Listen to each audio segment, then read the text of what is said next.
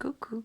Je vous laisse souvent des vidéos dans les moments les plus top de ma forme. Et là, ce soir, ça va pas être le cas.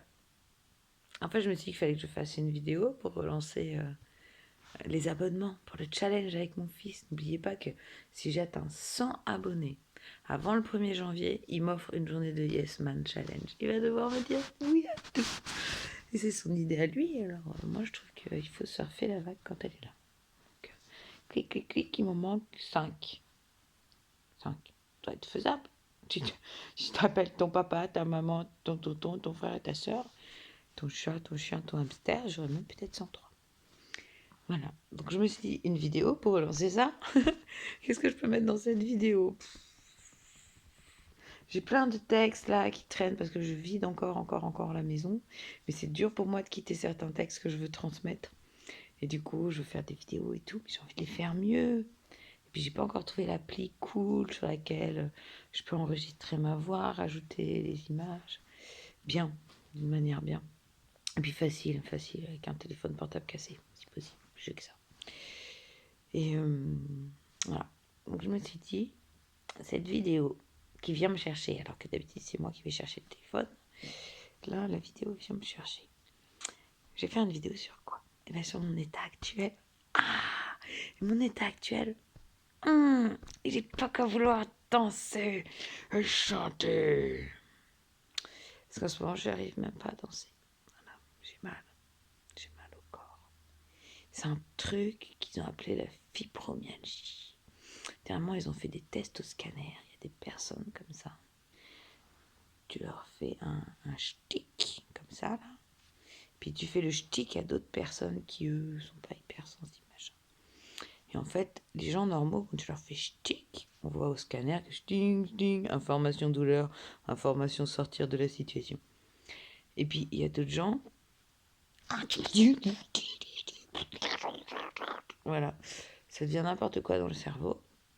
Donc, la crise de douleur est beaucoup plus forte, accompagnée de panique, accompagnée d'angoisse. La panique et l'angoisse, je la vis moins que tout au début.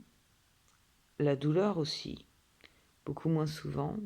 Je me suis rendu compte, c'était il y a 2 ans, que j'arrivais dans un des écolieux où j'allais souvent aller à la rivière et revenir de la rivière alors que ça descendait, que ça montait. Et que je m'étais pas rendu compte que j'avais fait le trajet. Alors que encore 2 ans avant,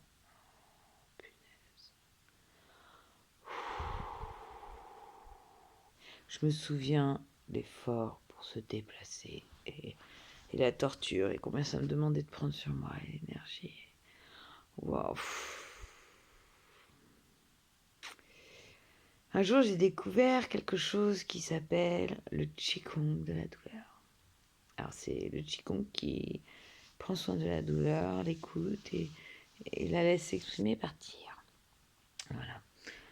J'en ai fait 3 heures et alors que j'avais mal depuis 10 ans. Non, pas 10 ans, ça fait maintenant 10 ans, 11 ans et demi, je sais pas trop. Que j'ai mal avec conscience à certains moments. Mais il y a eu ces premières années de douleur où je savais pas ce qui m'arrivait, où je comprenais pas et où j'étais juste pris dans un précipice, un cauchemar. Et quand j'ai fait ce Qigong qu'on m'a enseigné sous forme de 3 heures en Vendée, au Sable d'Olonne, après avoir fait ce Qigong-là, pouf, il y a eu un moment de pause. Un moment de pause. Un moment de pause où je pouvais penser à autre chose qu'à cette douleur. Alors ce Qigong, vous pouvez le trouver sur Internet. Faites-le suivre. Faites-le suivre à tous les amis qui ont mal au corps parce que ça offre une parenthèse. Alors je dis pas que ça enlève toutes les douleurs, mais au moins à un moment ça apaise et on se dit ah là je peux regarder le truc en face et du coup je vais pouvoir m'organiser pour trouver des solutions. Alors mes solutions à moi, je sais pas, c'est marcher, la méditation, le yoga, le qigong, la danse, le chant, le plaisir, l'amour, la joie, la foi. Et il y a quand même des fois des grandes crises de douleur. Voilà. Chacun a son histoire, parce que dans fibromyalgie, on rentre tout. On rentre les trucs qu'on ne sait pas. Dans mon histoire à moi, donc au début, on m'a dit la fibromyalgie, c'est à cause de la sédentarité. Moi, j'étais pas sédentaire, j'étais pas assise dans un bureau. Je C'est à cause de la nourriture. Ben, on mange bon et sain. J'étais pas concernée. C'est à cause de la Wi-Fi. Ben, à ce moment-là, j'avais pas de téléphone, j'avais pas de Wi-Fi, donc j'étais pas concernée. Donc forcément, je me suis dit, c'est encore autre chose. Et quand je voyais le médecin qui me touchait les épaules, qui me touchait le corps, qui touchait ceux de ma fille, qui me disait que voilà, j'avais le corps de quelqu'un qui aurait 80 ans, au niveau, je sais pas, en touchant les épaules, il disait ça. Et ma fille de quelqu'un qui en aurait 40, alors qu'elle en avait 7. Donc je m'avais fait un peu flipper quand même. Puis, lors d'une cure, j'ai rencontré un médecin qui m'a fait faire 15 points. Waouh, ça m'a relâché. J'ai encore perdu la vidéo que j'avais fait des 15 points de jour-là et vraiment, je regrette. Mais, je sais pas, j'en ai quelques souvenirs, je crois, qui reviennent quand j'écoute mon corps, tout simplement. Et après, je me suis dit, en voyant qui était atteint de ça autour de moi, que, en fait, il y a une énergie qui descend ou qui tourne. En tout cas, la Terre a changé de fréquence, on le dit souvent. Elle tourne à une allure différente et du coup, elle crée un champ magnétique. Hein. Là, je parle pas d'énergie seulement. Hein. Si vous voulez que ce soit physique, ça peut l'être beaucoup. Rappelez-vous vos cours de physique à l'école, vous frottiez une paille et puis après, ça aimantait. Voilà. Et ben, si vous frottez peu, ça va aimanter peu. Si vous frottez beaucoup, ça va aimanter beaucoup. Donc, l'idée, c'est que du coup, l'électricité s'accélère. Et peut-être nous, beaucoup de gens, en tout cas, il y a beaucoup de femmes que je connais qui sont atteintes de fibromyalgie ou d'hommes et qui en même temps s'éveillent spirituellement et même ont des messages, voilà, ou des sagesses de médiumnité, des trucs comme ça. Et du coup, je me disais, c'est des qui passent en nous, qui voudraient agir sur nous, adapter notre corps aujourd'hui à la nouvelle situation de la Terre, mais il y a des endroits ça bloque et ça brûle. Voilà, c'est comme quand un circuit électrique il est mal fait puis que ça surchauffe parce que l'électricité elle arrive et elle peut pas circuler. Donc voilà, j'en étais là.